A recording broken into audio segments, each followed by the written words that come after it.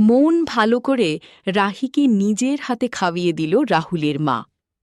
হ্যাঁ বন্ধুরা, আমরা এমনটাই দেখতে পাব শুধু তোমারই জন্য সিরিয়ালের আগামী পর্বে।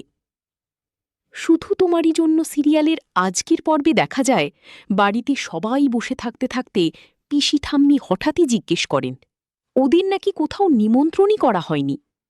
তখন পরিস্থিতি সামলাতে রাহুল বলে আসলে এটা ছোট একটা পুজো, আর প্রতি বছর রাহিই এই পুজো করে, এটাই ওদের নিয়ম। কিন্তু পুজোর নাম জানতে চাইতেই হ্যারি গড়গড়িয়ে বলে ফেলে কোভিড পুজো। এমন অদ্ভুত নাম শুনে পিসি ঠাম্মির সন্দেহ আরও বাড়ে। হ্যারি তখন নিজের ভুল ঢাকতে বলে তার বাংলা তেমন ভালো না, তাই ঠিক বলতে পারছে না।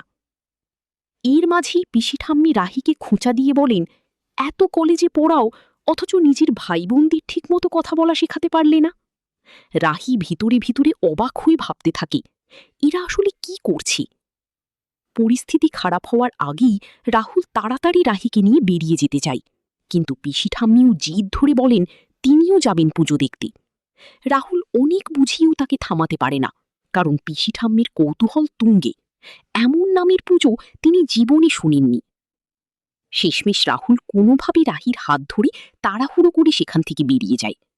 পুরো বিষয়টা বুঝতে না পেরে বাড়ির সবাই অবাক হয়ে থাকে, বিশেষ করে রাহুলের মা, যিনি কিছুই বুঝে উঠতে পারেন না।